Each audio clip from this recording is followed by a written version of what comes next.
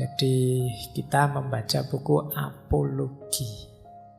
Kalau hari ini kata apologi itu dalam bahasa Indonesia diserap dimaksudkan orang yang merasa benar, berapologi.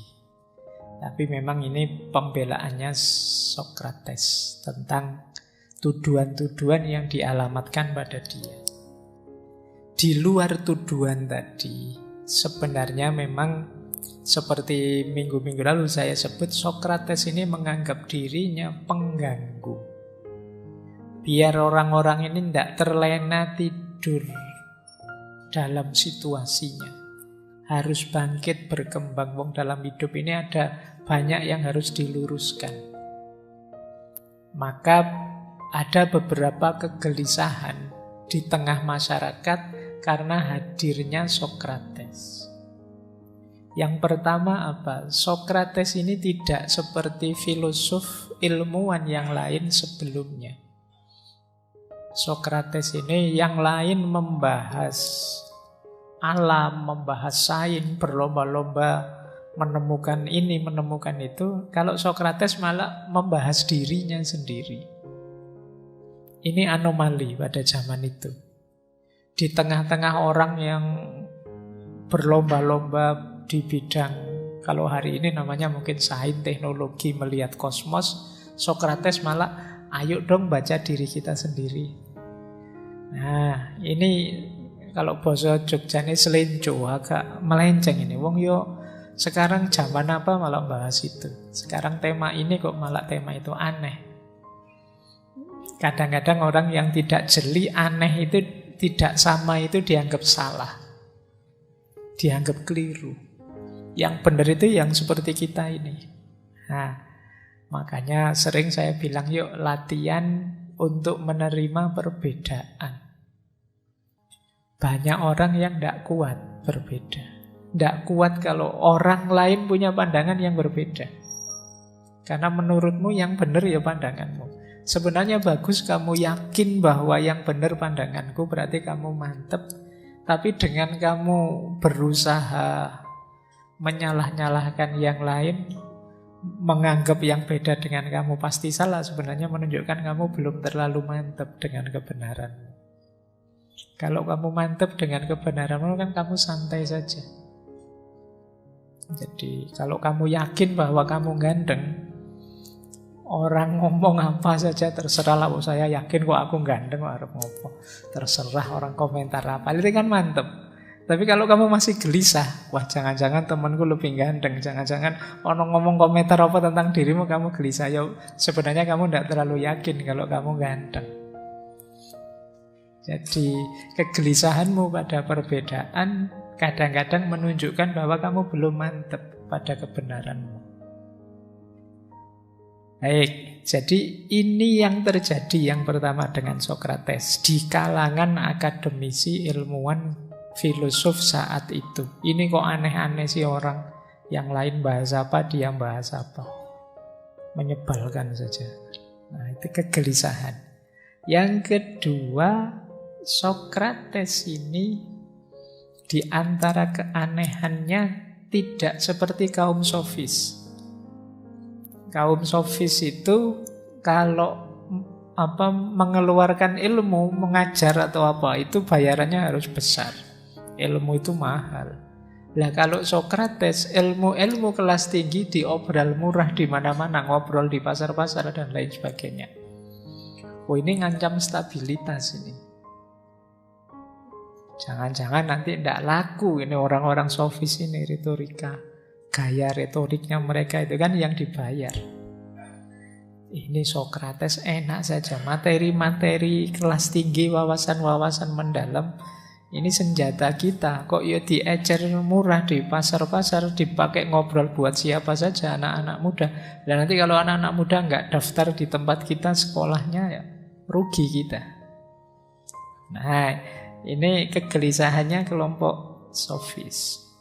Jadi, ini kalau semua ngaji filsafat, jurusan filsafat nanti tidak laku. Ya mungkin pikirannya mungkin semacam itu, zaman itu ya. Kalau hari ini sih Ya jurusan filsafat emangnya kapan pernah laku?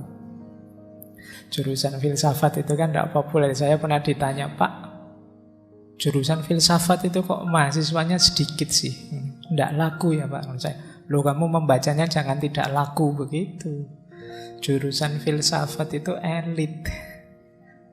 Jadi kalau elit itu tidak boleh banyak-banyak. Kalau populer di mana-mana tidak elit lagi. Justru elit itu cuma sedikit. Nah, jadi istimewa. Kalau istimewa itu kan langka. Kalau istimewa kok banyak ya tidak istimewa. Jadi memang jangan banyak-banyak ahli filsafat. Kalau terlalu banyak apalagi semua orang jadi filosof, jangan-jangan malah tambah ruwet. Jadi ya, silahkan kalangan tertentu yang minat tertarik siap mendalam, ayo. Nah, ini menggelisahkan zaman itu. Gayanya Sokrates inilah kok yo dijajakan di mana-mana wisdom itu, hikmah itu. Yang ketiga, kalau ini hubungannya dengan status. Kok orang paling disucikan saat itu yang jadi pendeta di kuil Delphi bilang ini yang paling dipercaya zaman itu, Sokrates adalah orang yang paling bijaksana. Ini bagi orang-orang pinter, filosof-filosof besar zaman itu, ini kan menyakitkan hati. Lah kok malah Sokrates yang paling bijaksana? Kita ini juga tinggi wawasannya, kita filsafatnya juga luar biasa, ndaki-ndaki. Kok malah Sokrates yang hanya orang jalan-jalan pakai sandal jepit di luar, yang tidak ganteng sama sekali, kan memang beliau terkenal tidak ganteng. Dia menarik karena lucu saja. Dia itu filosof apa stand up kan tidak terlalu beda zaman itu. Tapi kok disebut orang paling bijaksana, itu mungkin menyakitkan bagi banyak filosof yang lain. Nah, ini jadi diam-diam muncul rasa ketidaksenangan. Itu mengapa? Jangan kaget, Pak, kok Sokrates orang setulus itu kok 280, 220. Situasinya seperti ini. Banyak yang dikecewakan, banyak yang iri, banyak yang merasa dirugikan. Jadi pandangan bahwa dia orang paling bijaksana, ya tentu saja membuat orang bijaksana yang lain dalam tanda petik mungkin tersinggung. Apalagi yang punya kekuasaan yang oleh Sokrates kan dijauhi. Jadi di era terakhir-terakhir tiran itu dia menjauh dari dunia politik. Nanti ada quote-quote-nya. Meskipun sebelumnya beliau ini kan pernah juga ikut perang. Tapi belakangan sudah tidak mau lagi berpolitik. Kemudian ini yang mungkin menggelisahkan juga, Sokrates itu gayanya usil, mempertanyakan apapun. Ini bagi orang yang tidak terbuka itu kan menyebalkan. Lagi enak-enak ngomong I love you, terus dia tanya cinta itu apa?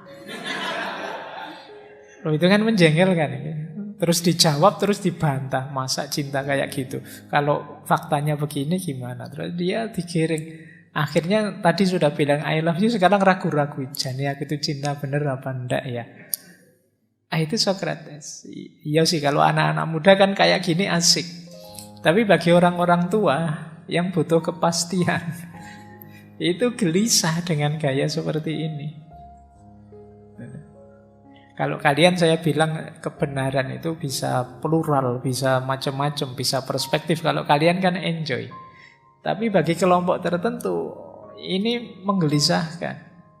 Mereka inginnya benar itu ya satu saja sudah. Ini satu-satunya.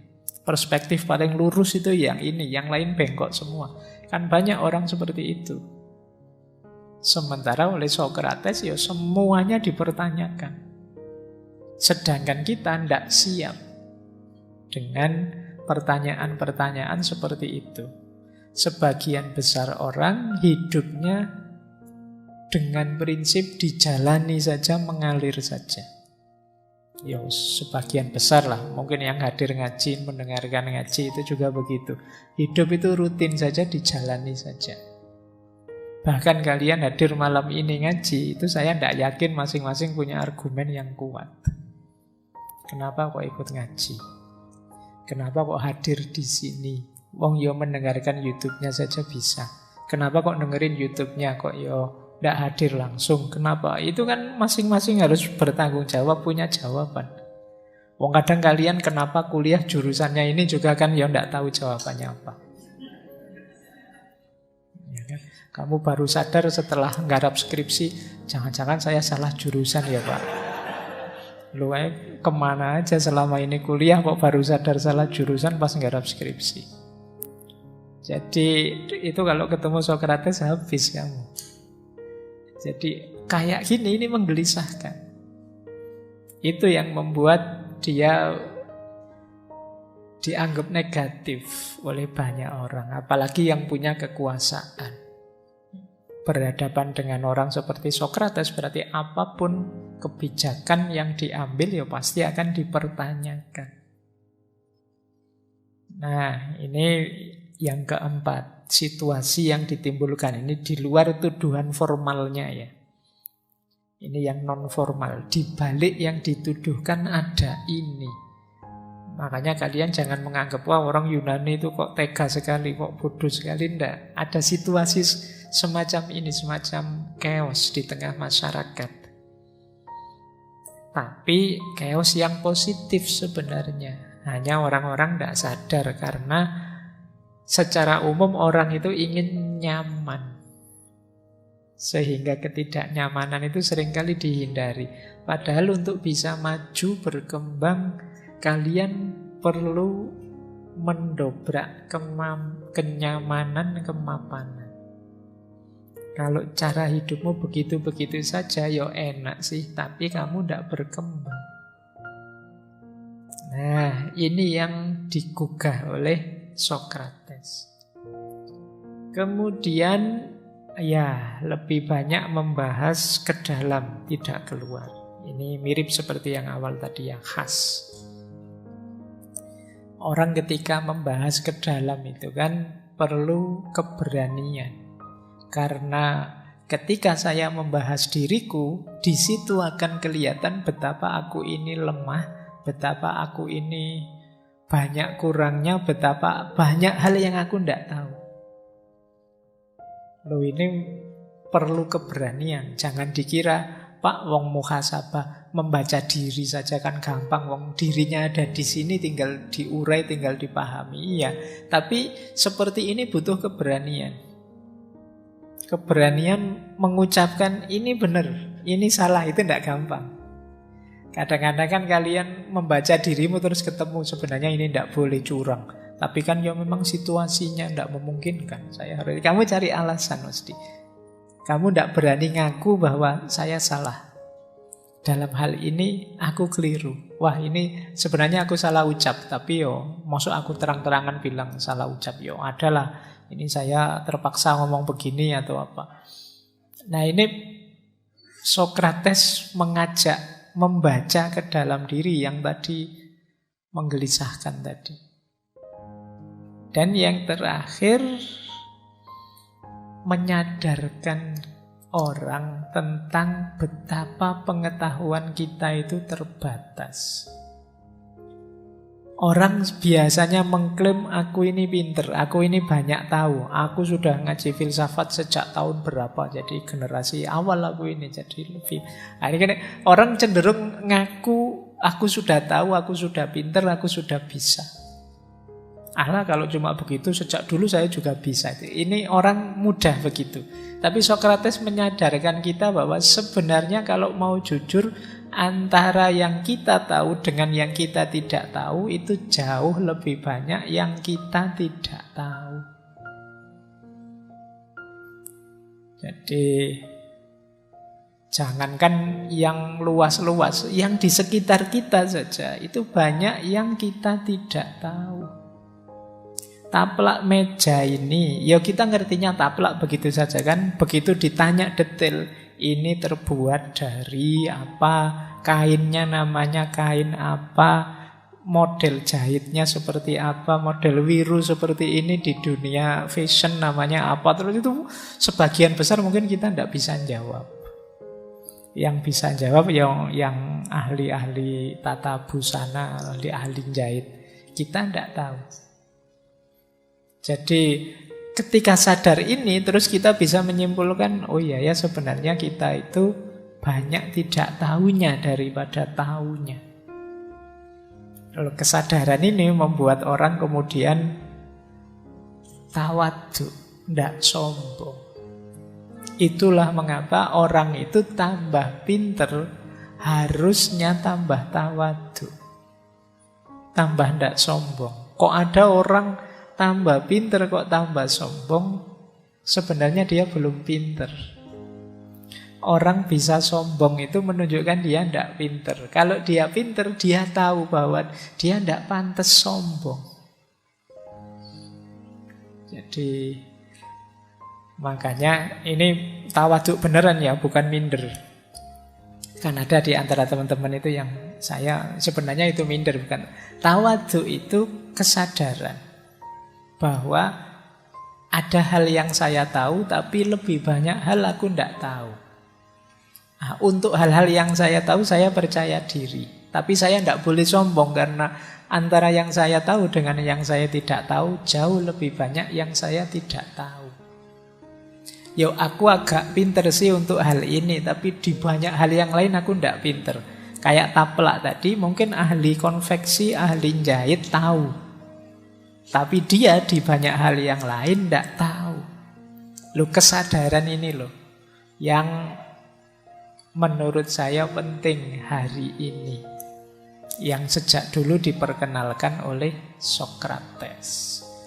Hari ini kan orang berlomba-lomba pamer untuk menunjukkan bahwa aku yang paling tahu, aku yang paling ngerti, aku yang paling update, aku yang paling viral, dikenal orang, aku yang paling... Nah, kebalikannya oleh Sokrates kita diajari, sadarilah bahwa kita itu banyak tidak tahu. Sokrates dilabeli orang paling bijaksana zaman itu karena dia tahu bahwa dirinya tidak tahu. Sementara yang lain tidak sadar kalau dirinya tidak tahu. Sebenarnya selisihnya hanya itu. Sama-sama tidak tahu, yang satu sadar dia tidak tahu, yang satu tidak sadar.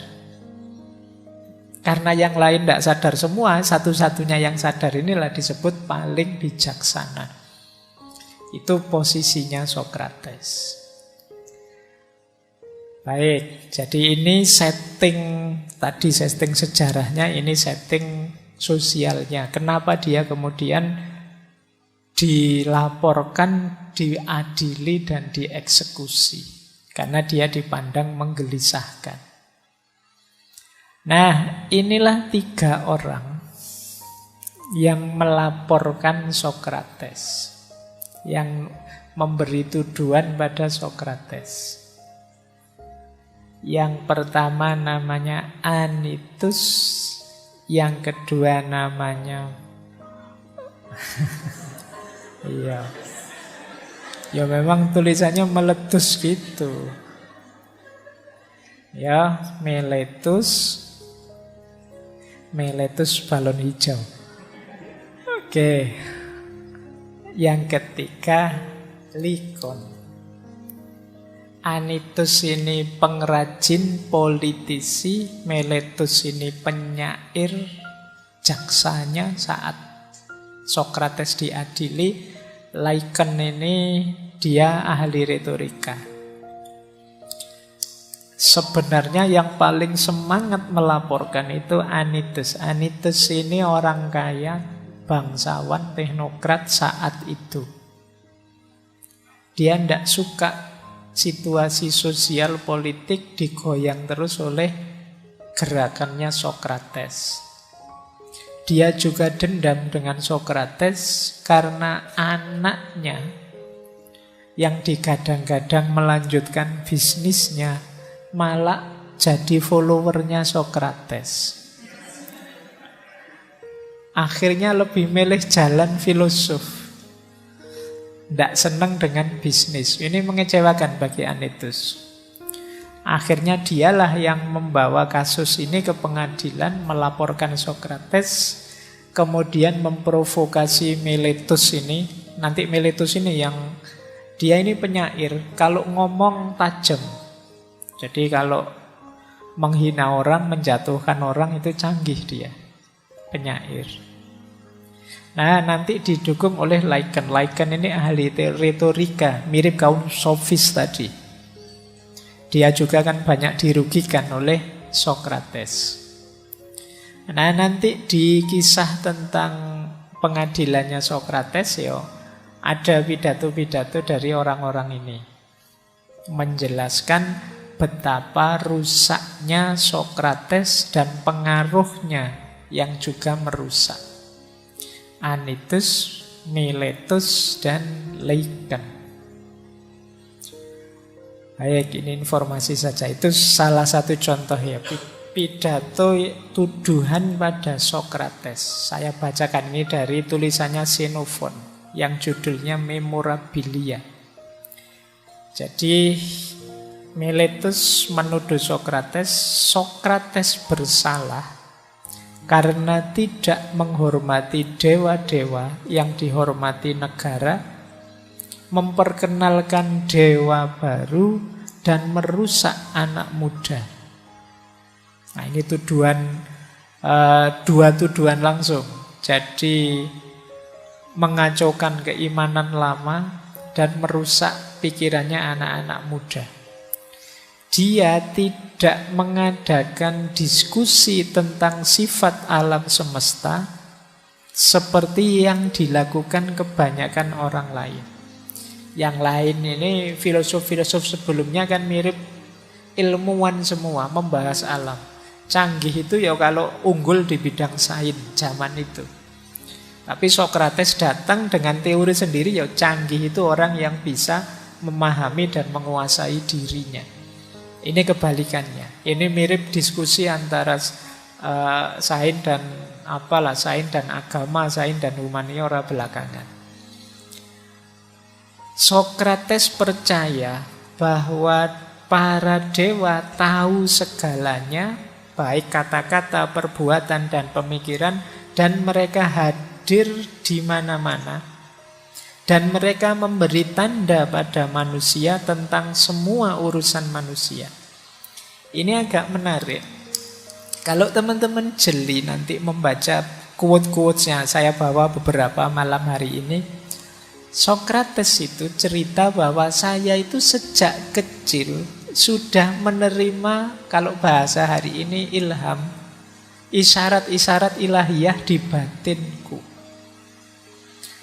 Dia bekerja dengan ngajak orang diskusi, menemukan kebenaran. Itu kalau bahasanya Sokrates bukan melayani masyarakat, tapi melayani Tuhan. Nanti kita lihat ya persepsinya Sokrates. Kenapa kok dia sampai rela dihukum mati meskipun sudah berkorban sangat banyak. Ini nanti ada hubungannya dengan Tuhan. Makanya oleh beberapa peneliti barat, Sokrates ini dianggap yang antara lain mempromosikan pengetahuan intuitif. Tidak hanya rasional. Jadi batin kita yang jernih, termasuk akal yang jernih, itu bisa menangkap pengetahuan yang benar. Nah, itu di antara khasnya Sokrates. Makanya di beberapa naskah disebut jangan-jangan ini termasuk nabi, atau ada yang bilang dia ini Luqman Hakim, atau macam-macam. Nah, itu tuduhan selanjutnya. Jadi Sokrates menganggap para dewa itu hadir di mana-mana, karena orang Yunani saat itu menganggap dewa itu ya di gunung Olympus sana. Ketuanya namanya Zeus dan seterusnya. Kalau yang di laut, di air namanya Poseidon, yang menguasai petir namanya Thor dan lain sebagainya. Nah, Sokrates konsepnya beda. Dewa itu ya maha tahu pikiran kita, tindakan kita, perbuatan kita. Dewa itu hadir di mana-mana. Nah, ini kayak konsep kita tentang Tuhan. Ya dewa itu bahasa Inggrisnya dengan Tuhan kan sama, God. Makanya nanti kalimatnya Sokrates, dewa, ya saya terjemahkan Tuhan. Meskipun di banyak orang diterjemahkan God, diterjemahkan dewa-dewa.